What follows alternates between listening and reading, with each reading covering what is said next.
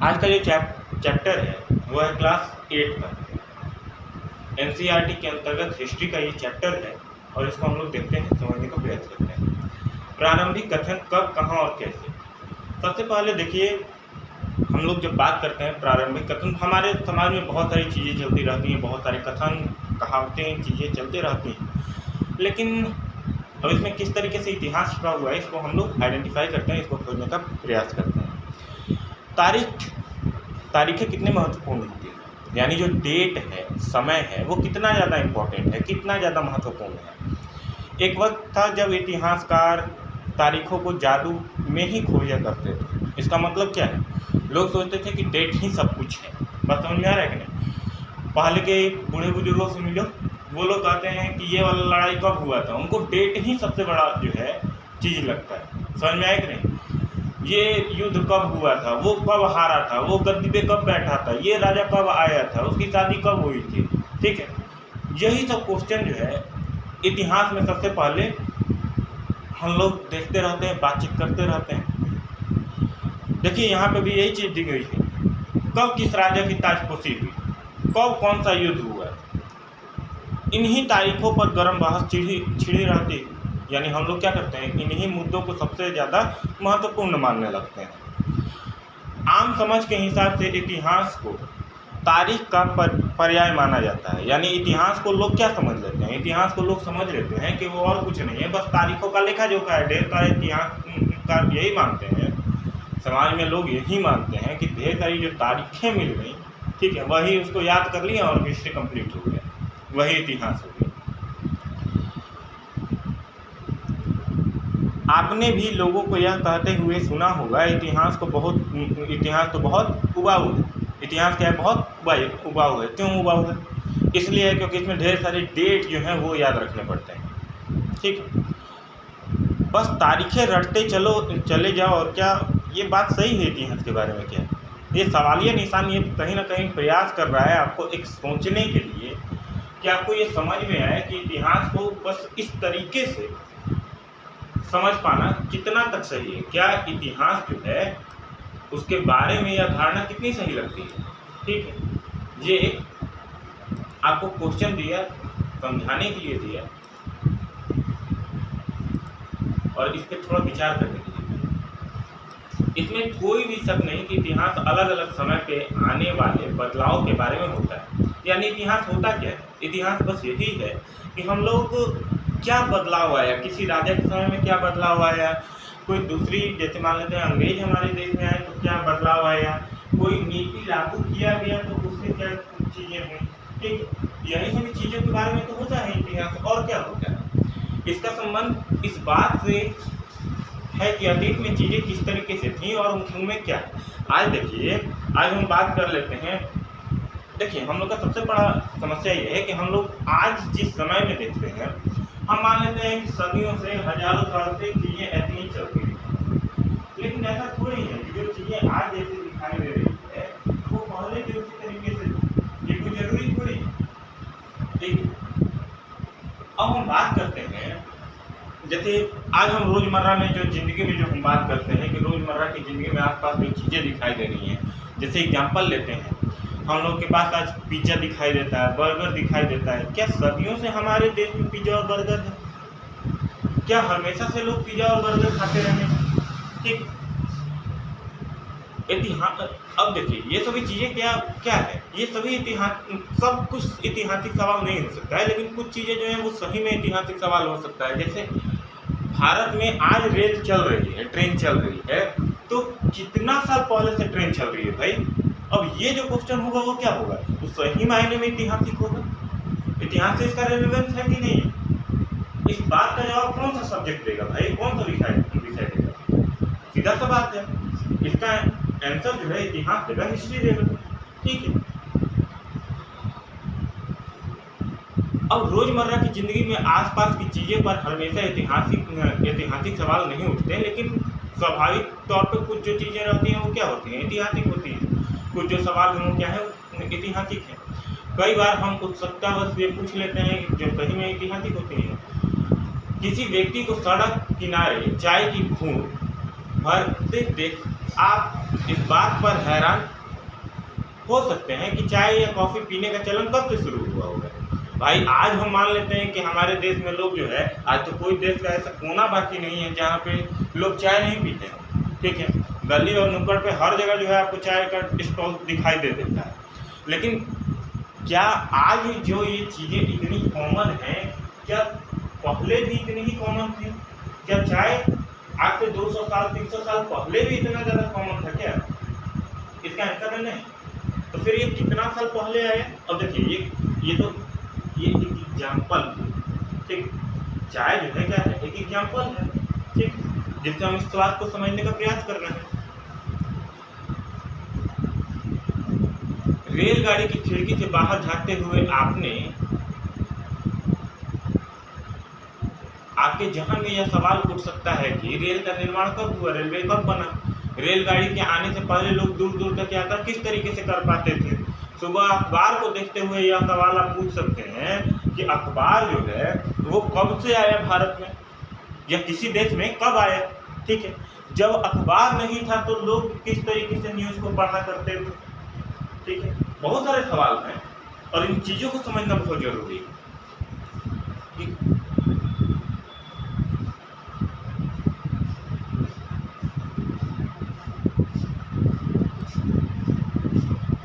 ये सारे ऐतिहासिक सवाल हमें समय के बारे में सोचने के लिए प्रेरित करते हैं। समय को हमेशा साल या महीने के पैमाने पर ही नहीं देखा जा सकता। कई बार ऐसी प्रक्रियाओं के लिए कोई तारीख तय करना वाकई गलत होता है जो एक लंबे समय तक चलती रही। भारत में लोगों ने अचानक एक दिन सुबह सवेरे उठकर चाय पीना तो शुरू नहीं कर दिया होगा। कहने का मतलब है, आज हम बात करते हैं चाय की, तो क्या कोई ऐसा व्यक्ति हुआ होगा कि बस सुबह में उठा और पूरा भारत जो है वो अगले दिन से चाय पीने लगा? ऐसा तो नहीं हुआ होगा, ऐसा थोड़ी हुआ होगा। क्या सुबह में उठ करके और डायरेक्ट जो है कॉफ़ी पीने का जो है चालू हो गया होगा? ऐसा हो सकता है क्या? ऐसा नहीं हो सकता है भाई। अब यहाँ वही विचार करने को बोल रहा है। क्या बोल रहा है यहाँ? बोला कि इसका स्वाद धीरे धीरे जुबान पर चढ़ा होगा। कभी एक दिन शुरुआत हुआ होगा, एक दिन मतलब एकदम से नहीं शुरुआत होगा। कोई व्यक्ति मान लेते हैं अंग्रेज का जो चाय है उसको पिया होगा, उसको अच्छा लगा होगा, वो दूसरे को कहा होगा और इस तरीके से एक जो प्रक्रिया है वो चल पड़ी होगी, ठीक। इस तरह की प्रक्रियाओं के लिए कोई स्पष्ट तिथि नहीं हो सकती है। अब इस तरह का जो प्रक्रिया है उसके लिए स्पष्ट तिथि थोड़ी हो सकती है कि नहीं एकदम इसी डेट को जो है पहली बार भारतीय चाय पिए थे, ऐसा थोड़ी हो सकता है, ठीक है। हमारे यहाँ और भी चीज़ें पहले से पी जाती हैं, क्या दूध हमारे यहाँ नहीं पी जाती? हो सकता है दूध के साथ कुछ चीज़ें मिला करके पी जाती होंगी जिसको चाय के तौर पे पिया जाता होगा। हाँ, चाय नहीं, वो स्वाद नहीं रहा होगा, वो चीज़ें नहीं रही होंगी, ठीक। लेकिन तेल तो हमारे यहाँ पीने का बहुत पहले से रिवाज है और एक ही बार चाय ऐसे थोड़ी आ गया होगा। एक ही बार भारत में एकदम पिज्जा और बर्गर का ट्रेंड थोड़ी चालू हो गया होगा। आज एक ही बार चाउमीन जो लोग आज आप जाकर के देख लीजिए, हर गली नुक्कड़ पे आपको दिखाई दे रहे हैं चाउमीन का स्टॉल, समोसे का स्टॉल आपको दिखाई दे रहा है। तो सवाल क्या खड़ा होता है कि क्या हमेशा से, सदियों से, हजारों साल से इस तरीके से जो चीज़ें हैं वो हमारे पास है? नहीं, ऐसी चीज़ें थी, चीज़ें थी अलग, ठीक। आगे देखते हैं। राष्ट्रीय आंदोलन किस दिन शुरू हुआ होगा? अब ये कोई बात थोड़ी हुआ कि राष्ट्रीय आंदोलन किस दिन शुरू हुआ होगा। अरे भाई, सैकड़ों साल का समय लगा है, एक दिन में थोड़ी भारत आजाद हो गया है। एक घटना थोड़ी हुई है, हजारों छुटपुट घटनाएं हुई हैं, हजारों लोग इसमें काम किए हैं, हजारों लोगों का योगदान रहा है। अब किसी एक व्यक्ति को सिर्फ हम पूरा श्रेय दे दें, ये बात सही थोड़ी होगा। हजारों लोगों का जान गया है ना। अंग्रेजों से बचने के लिए हजारों वर्षों का जो है, हजारों लोगों का, सालों का नहीं, हजारों लोगों का जो है वो जान गया है ये बात। राष्ट्रीय आंदोलन किस दिन शुरू हुआ होगा, ये कोई सही क्वेश्चन थोड़ी है। और ये देखिए, ये सही मायने में अगर देखा है ना तो ये एक उटपटांग क्वेश्चन है। बात समझ में आया कि नहीं? इस बात से क्या फर्क पड़ता है? इससे कोई मतलब ही नहीं निकलता है। भारत के लोग सुबह उठ करके एक ही बार थोड़ी चक्का बना दिए होंगे, ऐसा थोड़ी हुआ होगा। आज हम बात करते हैं कि हम तेजी से ट्रेवल कर सकते हैं, एक जगह से दूसरी जगह जा सकते हैं। तो क्या एक जगह से जब हम दूसरी जगह जा सकते हैं तो क्या सुबह सुबह उठते हुए कोई एक बार जो है पहिया बना दिया होगा? ऐसा तो हुआ नहीं होगा, समय लगा होगा ना, चीज़ें डेवलप हुई होंगी, धीरे धीरे बदली होंगी। ठीक इसी तरीके से आगे बढ़ते हैं। लंबे समय में चीज़ें घटित होती हैं, घटती हैं। आगे देखते हैं।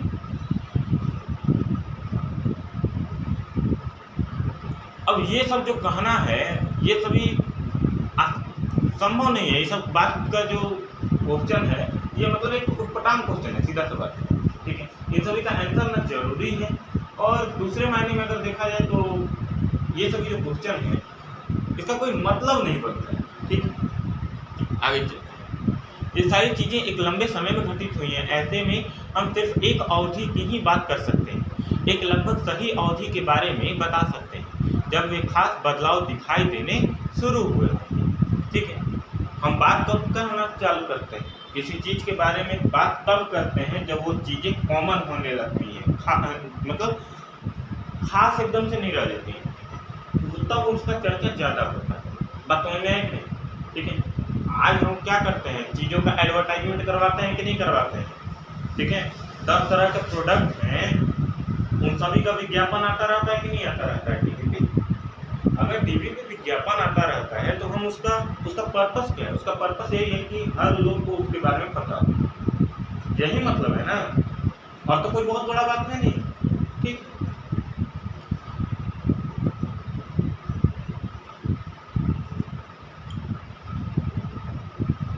तो ये जब बदलाव होते हैं, जब दिखाई देने लगते हैं, तब इसको इतिहास में कहीं ना कहीं जगह मिल जाता है। ठीक, बहुत सारे ऐसे चीज़ हैं जो कि दिखाई नहीं दिए हैं, हुए थे लेकिन बहुत ज़्यादा दिखाई नहीं दी। ठीक है, और उन चीज़ों का सिग्निफिकेंस क्या हो जाता है? कम हो जाता है। उन चीज़ों के बारे में जो बातचीत होती है जो कम होती है। और क्या, आगे देखते हैं।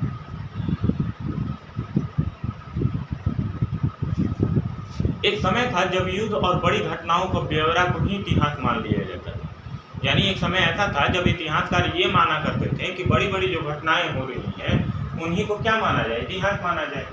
यह इतिहास राजाओं, राजा और उनकी नीतियों के बारे में ही होती थी। तो क्या इतिहास, अब यहाँ पे एक विचार करने लायक है, क्या इतिहास मतलब सिर्फ राजा होता है? क्या इतिहास का मतलब हिस्ट्री कराने का मतलब सिर्फ कोई गवर्नमेंट होती है? क्या इतिहास में आम लोगों का कोई जगह नहीं है? ऐसा थोड़ी है।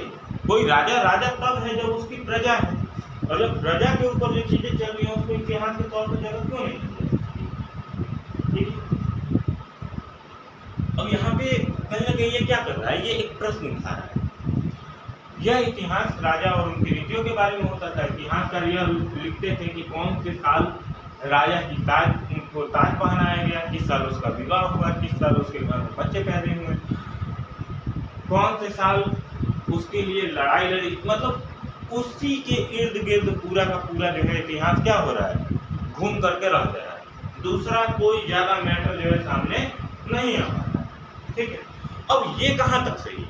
ये भी सही नहीं है क्या? तो फिर वही बात आता है, तो क्या जो राजा महाराजा हैं, जो बड़े बड़े लोग हैं, ज़्यादा धनवान लोग हैं, क्या इतिहास बस उन लोगों के लिए? ठीक, लेकिन आज हम जब बात करते हैं इतिहास की, तो आज हम इस नज़रिए से इतिहास की बात नहीं करते हैं। बात समझ में आ रहा है कि नहीं आ रहा है? आगे देखते हैं।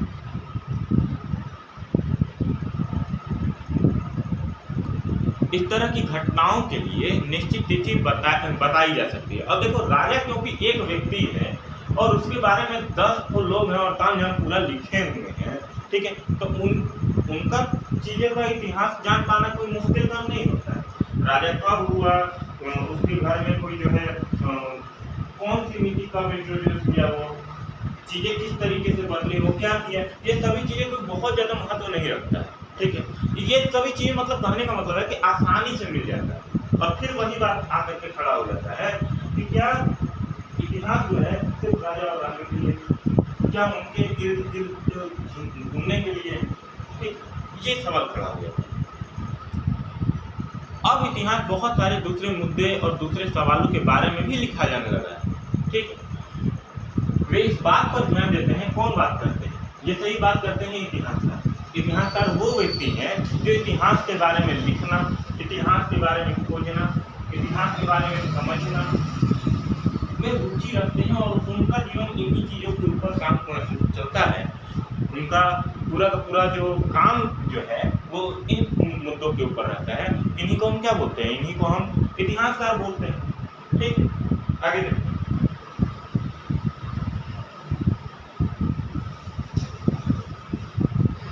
अब देखिए, अब हम जब बात करते हैं अपने जीवन के बारे में, आम नागरिक के बारे में बात करते हैं, तो यहाँ पे क्या हो गया? यहाँ पे चीज़ें हुई कि लोग अब इतिहासकार अब इस बात पर भी अब ध्यान देने लगे हैं कि पहले के लोग जो है वो रोजी रोटी कैसे चलाया करते थे।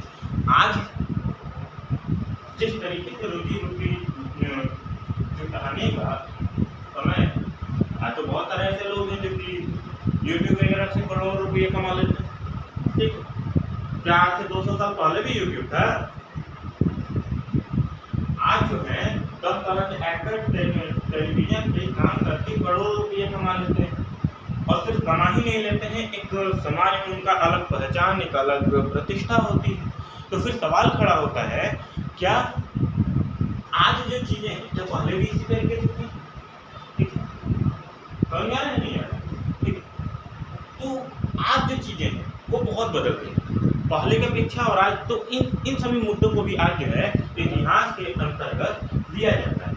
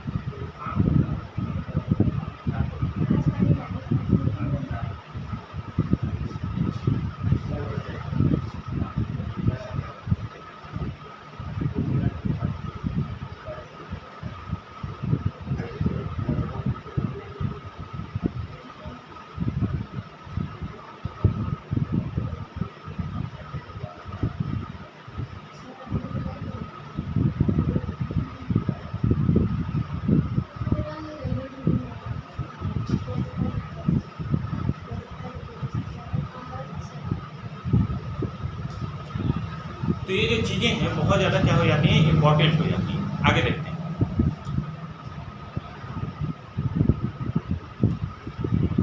आज हम बात करते हैं बाजार की, बाजार किस तरीके से फैले हुए हैं। आज हम बात करते हैं कि बाजार जो है उनमें किस तरह की वस्तुएं मिलती हैं, आज डिमांड किस चीज़ की है, आज हम जो चीज़ें हैं वो किस तरीके से देखिए हर समय में डिमांड अलग अलग रहता है। ठीक है, आज हम बात करते हैं बहुत सारे आर्टिफिशियल चीज़ों की बात करते हैं। एक समय ऐसा था आर्टिफिशियल चीज़ें थी ही नहीं। जैसे अगर हम बात करें आर्टिफिशियल चीज़ नहीं होने का मतलब मेरा अभी यहाँ पे कॉन्सेप्ट कपड़े से, एक समय था जब आर्टिफिशियल कपड़े हमारे यहाँ हैं नहीं, सिंथेटिक कपड़े जिसको बोलते हैं। ठीक है, और हर जो चीज़ें हैं वो क्या है, नेचुरल क्लॉथ्स हैं। कहने का मतलब वो या तो एनिमल से पाए जाने वाले वूलन क्लॉथ हों, चाहे हम बात करें किसी कॉटन क्लॉथ के बारे में, सूती कपड़े के बारे में बात करें, सिल्क के कपड़े की बात कर लें, तो ये चीज़ें इस तरीके से हर समय में क्या रहा है, अलग अलग रहा है। बात समझ में आया कि नहीं? आगे देखते हैं कौन सी तारीख है और क्या। कुछ तारीख को महत्वपूर्ण मानने का पैमाना क्या होता है। हम जो तारीखें चुनते हैं, जिन तारीखों के इर्द गिर्द हम अतीत की कहानी बुनते हैं, वे अपने आप में महत्वपूर्ण नहीं होती हैं। वे इसलिए महत्वपूर्ण हो जाती हैं क्योंकि हम कुछ घटनाओं को महत्वपूर्ण मानने लगते हैं। आज सोचिए हम इतिहास में किन मुद्दों की बात करते हैं। हैं, हम उन मुद्दों की बात करते हैं जो सही में किसी देश के लिए, किसी राज्य के लिए, लोगों के लिए क्या हो, बहुत ज़्यादा महत्वपूर्ण हो, जरूरी है। ठीक है, हम किन घटनाओं को याद रखते हैं? हम उन्हीं घटनाओं को याद रखते हैं। क्या हर दिन का लेखा जोखा हम याद रखते हैं क्या अपने जीवन का भी? नहीं। हम किन घटनाओं को याद रखते हैं?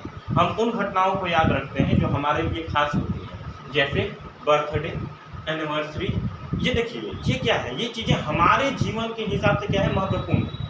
बात समझ में आया कि नहीं? इसी तरीके से इतिहास जो है क्या होता है, किसी देश के लिए, किसी राज्य के लिए कौन सा जो बीती हुआ कुछ घटनाएं घटी, जो क्या हुआ, पूरा का पूरा महत्वपूर्ण रहा और उससे एक नया तरह का ट्रेंड देखने को मिला।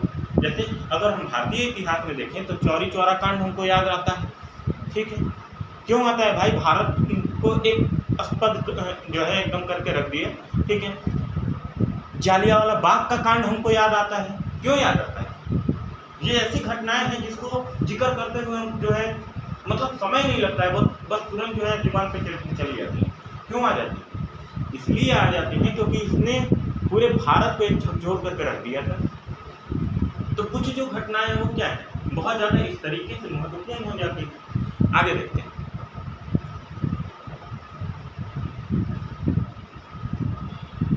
एक उदाहरण पर विचार कीजिए। भारत में ब्रिटिश इतिहासकारों ने जो इतिहास लिखा, उनमें हर एक गवर्नर जनरल का शासनकाल महत्वपूर्ण रहा। अब देखिए, हम इतिहास में जैसे पहले से बात करते रहे हैं, कौन राजा कब आया, उसने नीति कौन सी अपनाई, क्या अपनाई, चीज़ों लोगों के ऊपर कैसे प्रभाव पड़ा, क्या प्रभाव पड़ा, इन्हीं चीज़ों का पहले हम जिक्र करते हैं। जब भारत में अंग्रेज आए तो वो लोग भी क्या थे, वो लोग भी यही काम को किया, कोई बहुत ज़्यादा अंतर नहीं किया, वो भी यही काम किया। क्या किया? उसके गवर्नर जनरल भारत में कौन रहे? ठीक है, जैसे इसमें सबसे पहले ये याद रखने लायक क्वेश्चन है कि भारतीय इतिहास का पहला गवर्नर जनरल कौन हुआ? Warren Hastings. वारेन हेस्टिंग्स जो हुआ, ये भारत का पहला गवर्नर जनरल। ठीक है, अब इन सभी चीज़ों को हम धीरे धीरे करके देखेंगे और समझने का प्रयास करेंगे। अब ये पहला हुआ तो ऐसा थोड़ी है कि इसके बाद कोई नहीं हुआ, बहुत सारे हुए। ठीक है, अंतिम कौन रहा? अंतिम में आपका लॉर्ड माउंटबेटन रहा। ठीक है, तो पहला हमको सबसे पहले याद रहा क्योंकि वो शुरुआत में रहा था भारतीय इतिहास का, भारतीय इतिहास में जो है पहली बार वो अंग्रेजों का गवर्नर जनरल रहा। और अंतिम में कौन रहा भाई? तो लॉर्ड माउंटबेटन रहा। ठीक है, इससे क्या हुआ, इससे हमको दिखाई दिया कि अंग्रेज के जो इतिहासकार हैं, अंग्रेजी इतिहासकार जो हैं, जो हिस्टोरियंस हैं, वो क्या है, वो भी इन्हीं चीज़ों को बहुत ज़्यादा महत्व दिए, दूसरे चीज़ों को बहुत ज़्यादा महत्व नहीं दिया। ठीक है,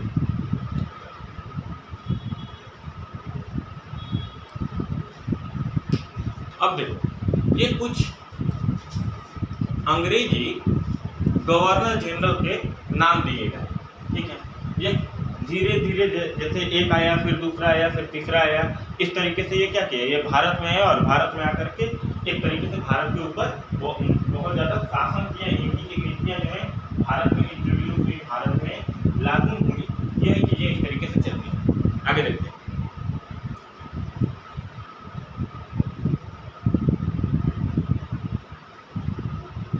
इतिहास की इन किताबों में सारी तारीखों का महत्व इन अधिकारियों, उनकी गतिविधियों, नीतियों और उपलब्धियों पर ही है।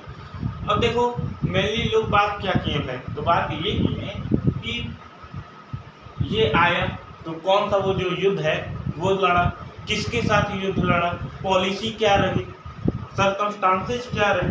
ठीक है, यही चीज़ें लिखा। भारत को कैसे वो गुलाम बनाया, वो अपना कौन सी नीति को अपनाया, यही चीज़ें तो बात की जाती हैं। ब्रिटिश इतिहासकार क्या बात किए, इन्हीं के बारे में तो बात की है। ठीक है, आगे देखते हैं। इन लोगों के जीवन का क्रम ब्रिटिश भारत के इतिहास में अलग अलग अध्यायों का विषय बन जाता है। क्या हम इस दौर के इतिहास को अलग ढंग से नहीं लिख सकते हैं? ये देखिए कितना बड़ा क्वेश्चन दिया। क्या जैसे हम पहले राजा और रानियों को बहुत ज़्यादा महत्व देते आए हैं, राजा और रानी को क्या किए, बहुत ज़्यादा महत्वपूर्ण मानते आए हैं, उनकी नीतियों और उनके जीवन के आसपास जो इतिहास चक्कर काट रहा था, वैसे ही क्या हम भारत में अंग्रेजी शासन में नहीं दिखाई देता है क्या?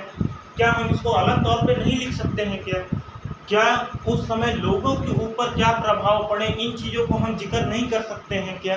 ठीक, लोगों का जीवन यापन ब्रिटिश काल में कैसे था, उनको किन चुनौतियों का सामना करना पड़ता था, उनका जीवन यापन कैसे हुआ करता था, अंग्रेज के आने से पहले लोग का जीवन कैसा हुआ करता था, अंग्रेज के आने के बाद उसमें क्या अंतर हुआ, ये सभी चीज़ों के ऊपर बात की जा सकती है ना। और ये सभी चीज़ें अगर देखा जाए तो कौन से सब्जेक्ट के अंतर्गत आएगा, कौन से विषय के अंतर्गत आएगा, ये और कोई नहीं, बस इतिहास के ऊपर ही जो है देखा जा सकता है, क्योंकि ये इतिहास का ही भाग है, दूसरा भाग थोड़ी। ठीक, आगे देखते हैं। जब हम इतिहास या कई कहानी लिखते हैं तो उसे टुकड़ों या अध्यायों में बांट देते हैं। हम ऐसा क्यों करते हैं? अब यहाँ पे एक बहुत देखो, एनसीईआरटी में कभी भी एक जब क्वेश्चन मार्क लगाया जाए तो बहुत ज़्यादा इम्पोर्टेंट हो जाता है। ऐसा इसलिए किया जाता है ताकि हर अध्याय में कुछ सामंजस्य। देखिए, कोई हम कहानी अगर बात करते हैं ना, तो उसमें हम क्या बात करते हैं? उसमें हम बात करते हैं कि बहुत मान लेते हैं कोई लंबा कहानी, ठीक है, एक दिन में कंप्लीट नहीं होने वाला कहानी, तो उसमें हम क्या करते हैं? उसमें अध्याय बांट देते हैं। जैसे अगर देखा जाए तो रामायण भी जो है अलग अलग अध्यायों में बांटा गया है। हम बात करते हैं ना, सुंदरकांड की बात करते हैं, ठीक है, लंका कांड की बात करते हैं, मतलब हम बात करते हैं कि नहीं, एक तरीके से हमने क्या किया, उसको बांटने का प्रयास किया है कि नहीं। और क्यों बांटने का प्रयास किया? बस इसलिए ताकि किसी घटना को उसके अंतर्गत आसानी से जोड़ा जा सके। बात समझ में आए कि नहीं? हम अभी अपने बात करते हैं किसी चैप्टर के बारे में, साइंस की बात करते हैं, तो साइंस को भी हम क्या किए? 3 भागों में बांट दिए, फिजिक्स, केमिस्ट्री और बायोलॉजी। काहे बांट दिए भाई? इसलिए बांट दिए ताकि कौन सा विषय किसके अंतर्गत आएगा ये हमको सहूलियत हो। फिजिक्स के अंतर्गत कौन कौन से विषय आएंगे, केमिस्ट्री के अंतर्गत कौन कौन से विषय आएंगे, और बायोलॉजी के अंतर्गत कौन कौन से विषय आएंगे, इन सभी चीज़ों को हम क्या किए? उसमें बांटने का ही तो प्रयास किए। नहीं बांटेंगे तो चीज़ें कैसे समझेंगे? ठीक है, बात समझ में आ रहा है कि नहीं आ रहा? ठीक उसी तरीके से यहाँ हम क्या करते हैं? इतिहास को भी बांटते हैं। ऐसा इसलिए किया जाता है ताकि हर अध्याय में कुछ सामंजस्य बना रहे। यानी कहानी अगर मान लेते हैं, एक कहानी शुरुआत हुआ और बीच में चीज़ें गायब हो गई, फिर वहाँ से कहीं से शुरुआत हो गई, तो वो कहानी कोई सुनने में इंटरेस्ट लगाएगा? होगा कहानी में इंटरेस्ट? नहीं होगा।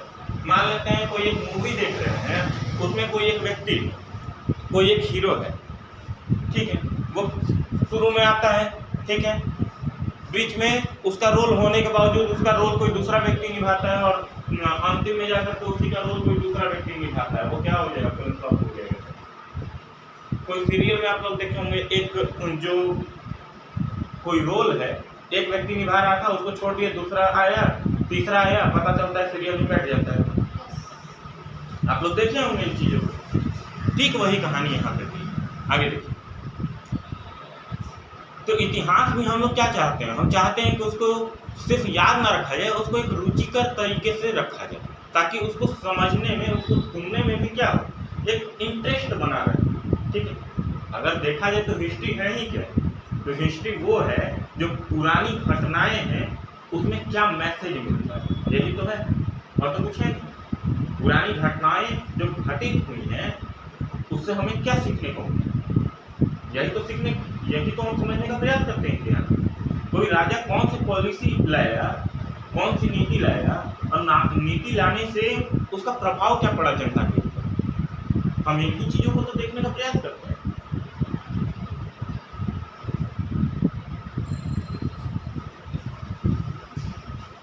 इस प्रक्रिया में हम सिर्फ उन घटनाओं पर जोर देते हैं जो इस कहानी को पेश करने में मददगार होती हैं। जो इतिहास गवर्नर जनरल के जीवन के इर्द गिर्द चलता है उसमें भारतीयों की गतिविधि कोई मायने नहीं रखती है। सीधा सा बात है भाई। अगर हम बात करें कि ब्रिटिश इतिहासकार क्या किए, वो सिर्फ अपने गवर्नर जनरल का बहुत सारा क्या किए, बखान लिखे हैं। तो अगर उसमें बहुत ज़्यादा बखान करते हैं तो उसमें भारतीयों का तो कहीं ना कहीं ऐसा दिखाया गया कि भारतीयों का इसमें कोई रोल ही नहीं है। और अगर आप बताइए भारतीयों का अगर इसमें रोल नहीं था तो भारतीय जो हैं ठीक है, वो काहे के लिए थे भाई? ठीक है, वो आया भारतीयों के को ही जो है पूरा का पूरा लूट रहा है, और हम बात कर रहे हैं क्या कि इसमें भारतीयों का कोई रोल ही नहीं है? ऐसा थोड़ी होता है। तो फिर क्या किया जाए? जाहिर है हमें अपने इतिहास का एक अलग खाका बनाना पड़ेगा, यानी हम जो भारतीय हैं इतिहास को समझने के लिए एक अलग तरीके से देखना पड़ेगा। इसका मतलब यह है कि अब तक जिन गतिविधियों को महत्व दिया जाता था या दिया जाता रहा है वे महत्वपूर्ण नहीं रहेंगे। जाहिर है हमारे लिए नए तिथियां महत्वपूर्ण हो जाएंगी, सीधी सी बात है। जिस तरीके से हम पहले बात कर रहे हैं और उसको हम बीच में क्या किए, हटा दिए, उसको अब हम इम्पोर्टेंट नहीं मान रहे। अब हम अंग्रेज को क्यों ज़्यादा गुणगान करते हैं? बात समझ में आया कि नहीं? हम अंग्रेज का अब हम बहुत ज़्यादा बात क्यों करें? अब हम ज़्यादा बात करेंगे तो जो है हम क्या गलतियाँ ऐसे किए कि हमारा देश जो है 200 साल तक गुलाम रह गया। हमको तो अब ये देखना है ना भाई, वो अंग्रेज थे वो अपना बखान करके चले गए, लेकिन अब हम भी उन्हीं का बखान करते रहें, ये कहाँ तक सही है? सही बात है? सही तो बात नहीं। ठीक, आगे देखते हैं। मुझे तो इतिहास में इस बात से ज़्यादा शिकायत रहती है कि वो वो आया हमारे देश में, हमारे देश को लूटने के लिए आया, ठीक है, हमारी तिजोरी खाली करने के लिए आया, भारत की जनता को लूटने के लिए आया, और तो कुछ करने के लिए आया नहीं। लेकिन वो अपने बड़े पदाधिकारियों के आगे क्या लगाता है? सर लगाता है, ठीक है, अपने गवर्नर जनरल के आगे सर नाम लगाता है। ठीक है, वो लगाया, हम क्यों लगाते हैं? हम भी यही बात करते हैं तो उसको सर माउंटबेटन, अरे हम सर क्यों बात कर रहे हैं भाई? उसको सिर्फ माउंटबेटन बोलो ना। बात समझ में आ रहा है कि नहीं? ठीक है, मतलब अपने लोगों का हम इज्जत नहीं कर रहे हैं, लेकिन जो उधर का आया हुआ है जो लूट के भी चला गया, हम उसके नाम के आगे सर लगा रहे हैं। बड़ा अजीब हाल है। अरे चोर है, चोर को भी सर बोलोगे क्या? चोर है, लुटेरा है, ठीक है, आपको कष्ट दिया है हमेशा, तो अब क्या कीजिए? आप उसको सर बोल रहे हैं। जी भाई, आगे देखिए। जाहिर है हमें अपने इतिहास का एक अलग खाका तैयार करना पड़ेगा, और नई चीज़ें क्या हो जाएंगी? महत्वपूर्ण हो जाएंगी। हम अवधि कैसे तय करें? ठीक है, यहाँ पे एक बहुत सुंदर इस चीज़ को समझने के लिए गतिविधि दिया हुआ है, और गतिविधि क्या दिया हुआ है इसको पढ़िए। अपनी माँ या परिवार के किसी अन्य सदस्य के बारे में उनके जीवन के बारे में पता लगाएं। अब उनके जीवन को अलग अलग कालखंड में बांटें और प्रत्येक अवधि की महत्वपूर्ण घटनाओं की सूची बनाएं। स्पष्ट करें कि आपने कालखंड को किस तरह तय किया। यहाँ पे सबसे ज़्यादा जोर देके किया गया है माँ। क्यों? अगर देखिए तो एक समय वो क्या रही होंगी, छोटी सी बच्ची रही होंगी, ठीक है, उनका जीवन किस तरीके से उस समय घूम रहा था, किस तरीके से चल रहा था, ठीक है। उसके बाद जब उनका वो बड़ी हुई, स्कूल कॉलेज लाइफ में आई, तो उनका स्टडी किस तरीके से चल रहा होगा। शादी विवाह हो जाने के बाद उनके जीवन में क्या परिवर्तन है, कोई महिला जो है किस तरीके से, यही चीज़ें ना है, ठीक है। उसके बाद मान लेते हैं उसके आगे कोई मदर है, उनके नाती पोते को है, उसके बाद उनके जीवन में क्या जो है वो चीज़ें बदलाव है। बात समझ में आ रहा है कि नहीं? कितना ज़बरदस्त पॉइंट है और कितना ज़बरदस्त तरीके से आपको समझाने का प्रयास किया गया है कि इतिहास को कैसे कालखंड के अलग अलग भागों में बांटा जाता है। ये तो एक पहलू हुआ, ठीक है, बात समझ में आया कि नहीं? इसको अलग नज़रिए से भी बांटा जा सकता है कि नहीं, ठीक है। दृष्टिकोण बदल जाएगा, अलग अलग समय में अलग अलग चीज़ें हो जाएंगी, ठीक है। अब यहाँ पे माही का एग्जाम्पल दिया गया, तो दूसरा एग्जाम्पल को देखिए। एक समय ऐसा होगा जब उनको खाना पीना बनाना नहीं आता होगा, वो अपने मम्मी पापा के ऊपर ज़्यादा निर्भर रही करते हैं। एक समय ऐसा है कि अब वो पूरा का पूरा घर का लोड ही उन्हीं के ऊपर है। बात समझ में आ रहा है कि नहीं, ठीक है। और एक समय ऐसा है जब वो क्या करेंगे, अपने बेटा बेटी को सिखा रही कैसे जो है खाना बनाया जाता है, ठीक है। बात समझ में आ रहा है? कितना जबरदस्त तरीके से समझाने का प्रयास किया गया है आपको इतिहास में। ये इंपॉर्टेंस है आपके एनसीईआरटी का।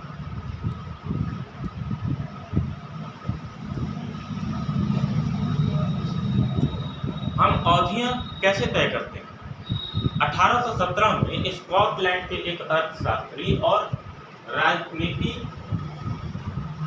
दार्शनिक जेम्स मिल ने 3 विशाल खंडों में एक a history of British India नामक एक किताब लिखी। देखो इसने क्या किया, एक व्यक्ति है जिसका नाम क्या है, जेम्स मिल, कहाँ का रहने वाला है, स्कॉटलैंड का रहने वाला है। इसने क्या किया, एक किताब लिखी। किताब में लिखा ब्रिटिश भारत का इतिहास, और इसमें उसने लिखा क्या, इसको जरा गौर से समझने लगे। इस किताब में उन्होंने भारत के इतिहास को हिंदू, मुस्लिम और ब्रिटिश 3 कालखंड में बांटा था। अब जरा समझने का प्रयास कीजिए, ये क्या व्यक्ति किया, ये किया क्या कि इतिहास को 3 भागों में बांट दिया। ठीक है, शासन क्या था, ये एक समय हिंदू थे भारत में, वो शासन चलाते थे, एक समय मुस्लिम आए शासन चलाए, और एक समय ऐसा आया कि जो है ब्रिटिश आकर के शासन चलाए। सबसे ज़्यादा इंटरेस्टिंग तो बात ये है, ये पश्चिम वाले जो लोग हैं ये धर्म दिखा रहे हैं। पहले दिखा रहे हैं हिंदू जो कि एक धर्म, मुस्लिम जो कि एक धर्म, और अपने लिए कौन सा शब्द का इस्तेमाल किए, ब्रिटिश। बात समझ आ रहा है, कितना जबरदस्त पॉइंट। ठीक है, ब्रिटिश कौन सा धर्म था ये? ठीक है, अगर मान लेते हैं कि तुम अगर इतिहास को मान भी लेते हैं कि तुम अगर बांट रहे हो इतिहास को, धर्म क्या था, शासकों के धर्म क्या था, तो जरा समझ, हमको कोई समझाए कि ब्रिटिश जो है ये कौन सा धर्म है। ठीक है, यहाँ पे तो क्रिश्चियनिटी होना चाहिए ना, यहाँ क्रिश्चियनिटी नहीं। बात समझ आ रहा है? आगे देखिए, असल में ब्रिटिश शब्द का ये जो इस्तेमाल है ना, ये लोग इसलिए किया करते हैं कि वो दिखाना चाहते हैं कि यूरोप के जितने देश हैं उनमें एकता है। बात समझ में आए कि नहीं, ये दिखाना चाहते हैं, और इसीलिए इस ब्रिटिश शब्द का इस्तेमाल किया गया है। अब आपको यहाँ से समझना क्या है, इन 3 कालखंडों में बांटा गया था। कालखंडों के इस निर्धारण को ज़्यादातर लोगों को जो है मान भी लिए। क्या आपको भारतीय इतिहास को समझने के इस तरीके में कोई समस्या नहीं दिखाई देती? एनसीईआरटी जहाँ क्वेश्चन मार्क लगा दिया वहाँ पे थोड़ा सा रुक करके विचार करना बहुत जरूरी है, क्योंकि आपको वो रीढ़ का हड्डी है एक तरीके से, बहुत जबरदस्त पॉइंट। ठीक, अब यहाँ देखिए आपको विचार करने को कहा है कि ये बताइए आपको कहीं इसमें कुछ दिखाई नहीं दे रहा है, कोई गलती नहीं दिखाई दे रहा है, आपको नहीं लग रहा है कि इसमें कुछ जो है गड़बड़ है? ठीक, इतिहास को हम अलग अलग कालखंडों में बांटने की कोशिश करते हैं। इसकी भी एक वजह है, हम एक दौर की खासियतों, उसके केंद्रीय तत्वों को पकड़ने की कोशिश करते हैं। इसलिए ऐसे शब्द महत्वपूर्ण हो जाते हैं जिनके सहारे हम समय को बांटते हैं। ये शब्द अतीत के बारे में हमारे विचारों को दर्शाते हैं। वे हमें बताते हैं कि अवधि से दूसरी अवधि के बीच आए बदलाव क्यों महत्वपूर्ण होते हैं। मिल को लगता था कि सारे एशियाई समाज सभ्यता के मामले में यूरोप से पीछे है। ये देखिए, ये आया है सबसे पहले तो लूटने के लिए, और इसको लगता है क्या कि भारत जो है पिछड़ा है। अरे पिछड़ा है तो तुम लूटने के लिए काहे के लिए आया है? भारत अगर पिछड़ा है तो तुम लूटने के, कोई गरीब व्यक्ति कभी लुटाता है जल्दी नहीं। अरे उसके पास है ही क्या तो लूटा है भाई? बताओ क्या रहा नहीं आ रहा। आगे देखते हैं।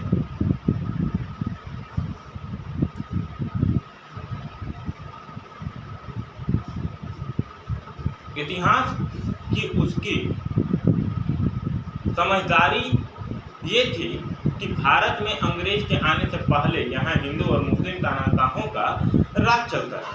यहाँ चारों ओर केवल धार्मिक बैर, जातिगत बाधाओं और अंधविश्वासों का ही बोलबाला था।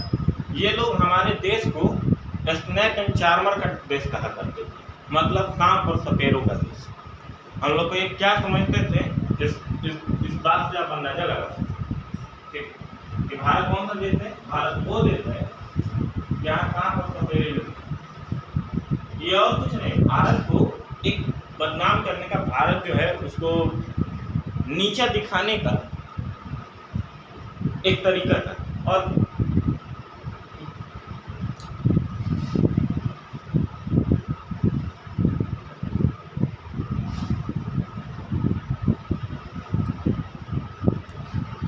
की राय में ब्रिटिश शासन भारत को सभ्यता की राह पर ले जा सकता था।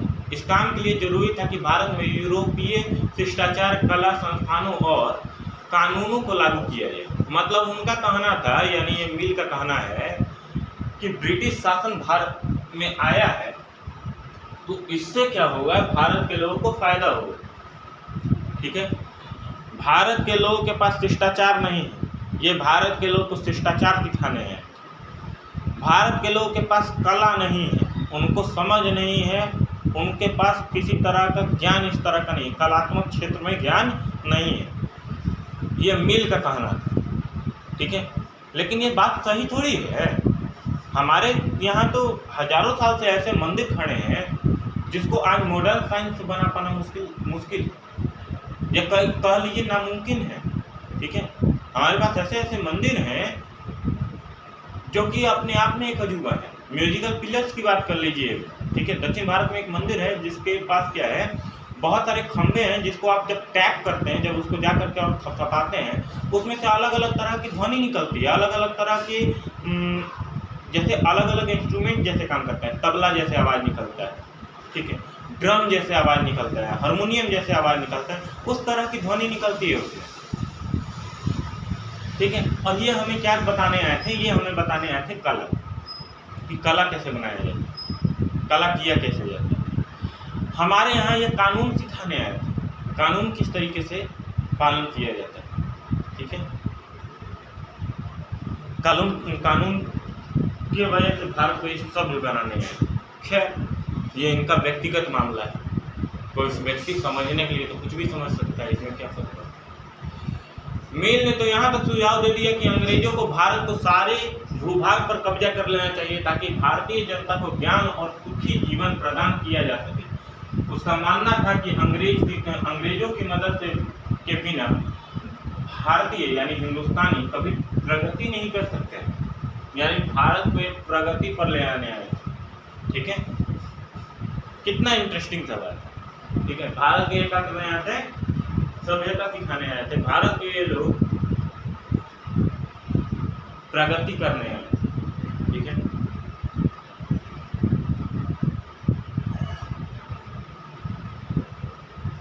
भारत की इस धारणा में अंग्रेजी शासन प्रगति और सभ्यता का प्रतीक था। अंग्रेजी शासन से पहले सारा अंधकार का दौर था। क्या इस तरह की धारणा स्वीकार की जा सकती है? यानी इनका कहना है कि अंग्रेजों के आने से पहले भारत जो है, वहाँ के जो राजा हैं वो तानाशाही करते हैं, किसी तरीके से कोई भी ऑर्डर पास कर देते हैं और जनता जो है परेशान होकर के उसको अपनाती।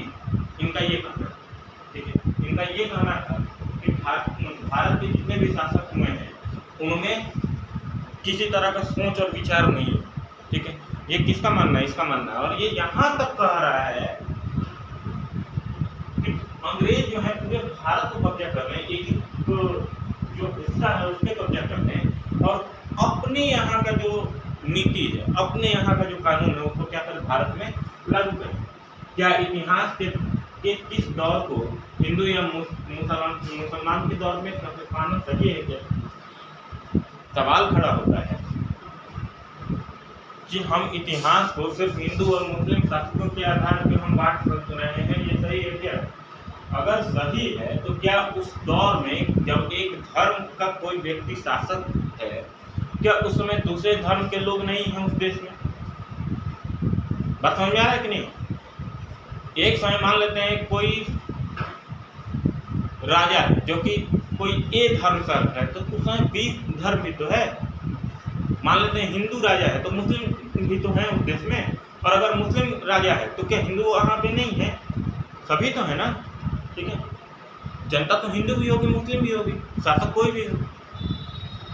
किसी युग को केवल उस समय के शासक के धर्म के हिसाब से तय करना जरूरी है क्या?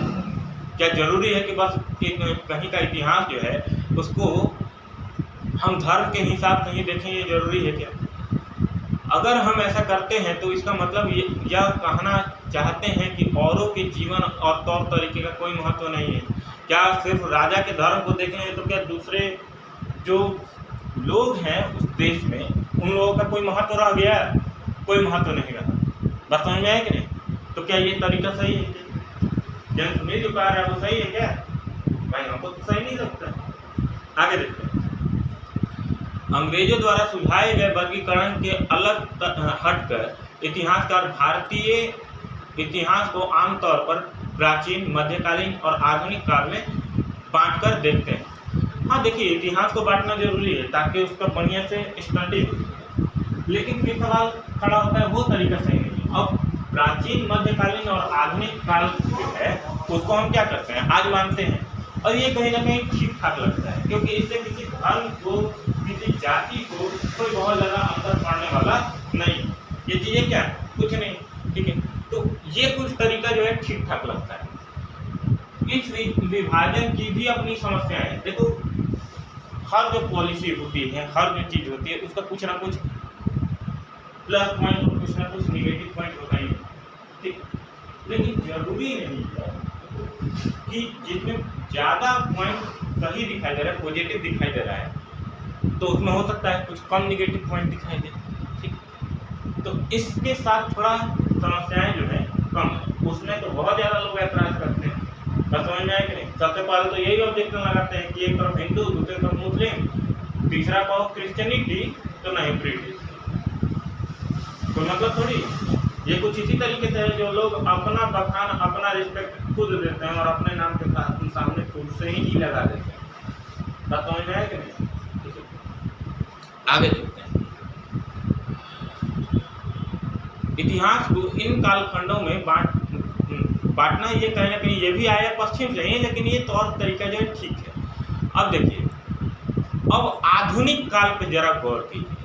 आधुनिक काल कहा जाता है, आधुनिक काल तब आया जब विज्ञान, तर्क, लोकतंत्र, मुक्ति और समानता जैसे आधुनिक जो विचार हैं वो लोगों के अंदर आए और लोगों ने इसको अपनाया। जैसे आधुनिक काल में माना जाता है कि विज्ञान जो वो क्या है, अपने चरम पे है, ठीक है। हम बात करते हैं मुक्ति यानी फ्रीडम की, आज हम बात करते हैं कि फ्रीडम जो हमारे देश का फ्रीडम जो है, ठीक है। आज हम क्या है, किसी भी धर्म को अपनाने के लिए तैयार हैं, ठीक है। हमें कोई दूसरा कोई व्यक्ति रोक नहीं सकता है। आज अगर हम मान लेते हैं कि कोई मुस्लिम धर्म में अगर जन्म लिए हैं, हम हिंदू बन सकते हैं। अगर हिंदू हैं, ठीक है, अगर हमको मन कर रहा है कि हमको क्रिश्चियनिटी अपनाना चाहिए, हम ऐसा कर सकते हैं, ठीक है। हमको कोई रोक नहीं सकता। ये कहने का मतलब, हमारी आस्था का अपना एक अलग जगह है, ठीक है। हम दूसरे की आस्था में हम जो है इंटरफेयर नहीं कर सकते हैं। दूसरे जो मान कर के चल रहे हैं उसमें इंटरफेयर नहीं कर सकते, ठीक है। उनकी भावनाओं को हम ठेस नहीं पहुंचा सकते। लेकिन जहां बात है अपनी भावना का, हम अपने लिए कुछ भी मानने के लिए तैयार हैं जिससे किसी दूसरे को कोई जो है नुकसान ना पहुंचे, दूसरे लोगों को ठेस ना पहुंचे। सीधी सी बात। आगे देखते हैं।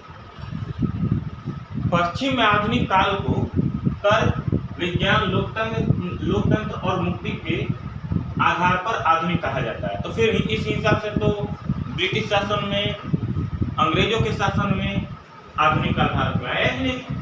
क्योंकि अगर आप कहते हैं कि किसी देश में आधुनिक काल कब माना जाएगा, जब वहाँ के लोग जो हैं वैज्ञानिक तौर पर सीखना चालू कर दें, वैज्ञानिक तौर पे चीज़ें बहस होने लगे, तर्क जो है वो ज़्यादा होने लगे, लोकतंत्र जो है वो आ जाए, ठीक है।